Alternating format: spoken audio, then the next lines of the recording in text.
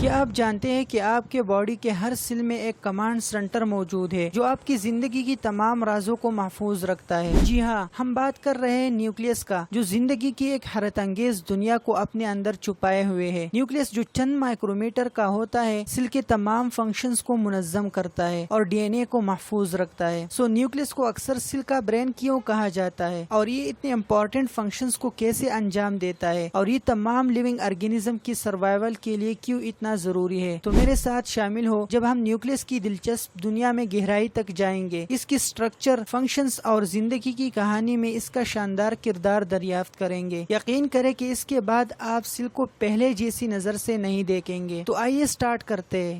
Introduction. Nucleus ایک Latin word ہے جس کا مطلب ہے کرنل یا کور یعنی سینٹر۔ یہ سیل کا سب سے نمایاں اور لارجسٹ آرگنیلی ہے۔ اس کا ڈائمیٹر تقریباً 10 سے 22 مائکرومیٹر تک ہو سکتا ہے اور یہ سیل کے ٹوٹل والیوم کا 10% حصہ لیتا ہے۔ نیوکلیس باڈی کے تقریباً تمام سیلز میں پایا جاتا ہے سوائے ریڈ بلڈ سیلز کے۔ نیوکلیس کے بیس پر تمام سیل کو 2 گروپس یوکیریوٹس اور پروکیریوٹس میں ڈیوائڈ کیا جاتا ہے۔ The cell with nucleus are called eukaryotes and the cell without nucleus are called prokaryotes۔ وہ سیل جن میں نیوکلیس موجود ہوتے ہیں ان کو یوکیریوٹس کہا جاتا ہے، اور وہ سیل جن میں نیوکلیس نہیں ہوتا ہے ان کو پروکیریوٹس بولتے ہیں۔ عام طور پر ایک سیل میں صرف ایک ہی نیوکلیس موجود ہوتا ہے، اور ان ٹائپ سیل کو یونی نیوکلیٹڈ سیلز کہا جاتا ہے۔ لیکن کچھ خاص سیلز جیسا کہ مسل سیلز میں ایک سے زیادہ نیوکلیس بھی پائے جا سکتے ہیں، اور ان ٹائپ سیلز کو ملٹی نیوکلیٹڈ سیلز کہا جاتا ہے۔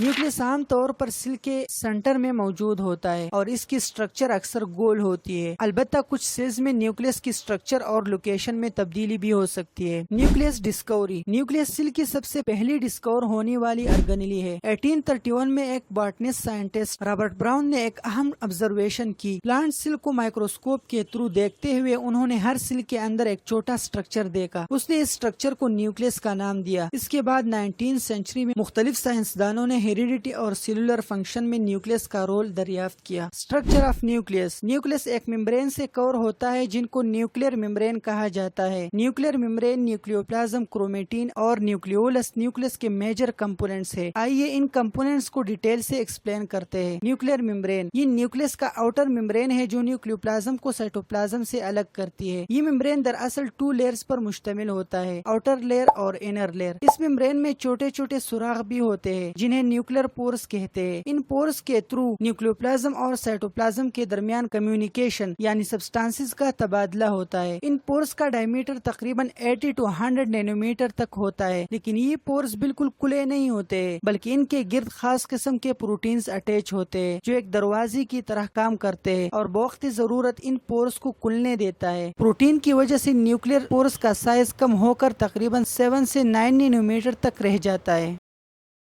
دلچسپ بات یہ ہے کہ نیوکلیئر ممبرین کا جو آؤٹر لیئر ہے یہ انڈوپلازمک ریٹیکولم سے جڑا ہوتا ہے، اور نیوکلیئر ممبرین کے 2 لیئر کے درمیان کا جو سپیس ہے یہ انڈوپلازمک ریٹیکولم کے لیومن کے ساتھ جڑا ہوتا ہے۔ نیوکلیوپلازم، the space inside of the nuclear membrane where the viscous fluid are present are called nucleoplasm. Nuclear membrane سے اندر کا جو سپیس ہے جہاں پر گاڑھا قسم کا فلوئڈ موجود ہوتا ہے نیوکلیوپلازم کہلاتا ہے۔ نیوکلیوپلازم سیل کے اندر موجود سائٹوپلازم کی طرح ہے۔ نیوکلیوپلازم میں chromatin, nucleolus, D N A, R N A, enzymes اور ڈائیویلنٹ آئن موجود ہوتے ہیں۔ ڈائیویلنٹ آئنز جیسا کہ میگنیشیم انزائمز کو ایکٹیویٹ کرتا ہے، اور یہ enzymes D N A replication کے لیے رسپانسیبل ہوتے ہیں۔ نیوکلیوپلازم میں پروٹین کا ایک جال بھی ہوتا ہے جسے نیوکلیئر میٹرکس کہتے ہیں۔ یہ جال اس میں موجود مختلف چیزوں کو ایک خاص ترتیب میں رکھتا ہے۔ نیوکلیوپلازم کا جو سالوبل لکوڈ پارٹ ہے اس کو نیوکلیئر ہائلوپلازم بولتے ہیں۔ کرومیٹین، نیوکلیس میں ایک تھریڈ لائک اسٹرکچر پریزنٹ ہوتا ہے جو ڈی این اے سے بنا ہوا ہوتا ہے، اس کو کرومیٹین کہا جاتا ہے۔ کروموسوم اور کرومیٹین بہت زیادہ امپورٹنٹ ہے اور اس کے لیے ہم ایک الگ ویڈیو بنائیں گے اور ان کو ڈیٹیل سے ایکسپلین کریں گے۔ Nucleolus. The small dark color round structure present in the nucleus are called nucleolus. Nucleus کے اندر ایک چھوٹا سا گول سٹرکچر پریزنٹ ہوتا ہے جس کو نیوکلیولس کہا جاتا ہے۔ ہر نیوکلیس میں ایک یا ایک سے زیادہ نیوکلیولائی موجود ہوتے ہیں۔ نیوکلیولس میں آر این اے اور کچھ پروٹین موجود ہوتے ہیں جو کہ رائبوسوم میں بھی پائے جاتے ہیں۔ یہ آر این اے 5 مختلف پیئرز آف کروموسوم سے بنایا جاتا ہے اور نیوکلیولس میں سٹور کیا جاتا ہے۔ بعد میں یہ آر این اے مل کر رائبوسوم کے سب یونٹس بناتے ہیں۔ نیوکلیولس में बनने वाले ये सब यूनिट्स न्यूक्लियर मेम्ब्रेन के पोर्स के थ्रू साइटोप्लाज्म में जाते हैं और साइटोप्लाज्म में ही मिलकर राइबोसोम्स बनाते हैं। Function of nucleus. Nucleus cell का ब्रेन कहलाता है क्योंकि इस सेल के तमाम फंक्शंस को कंट्रोल करता है। न्यूक्लियस का मेजर फंक्शंस सेलुलर एक्टिविटीज को कंट्रोल करना और हेरिडिटरी मटेरियल यानी डीएनए और आरएनए को स्टोर करना है।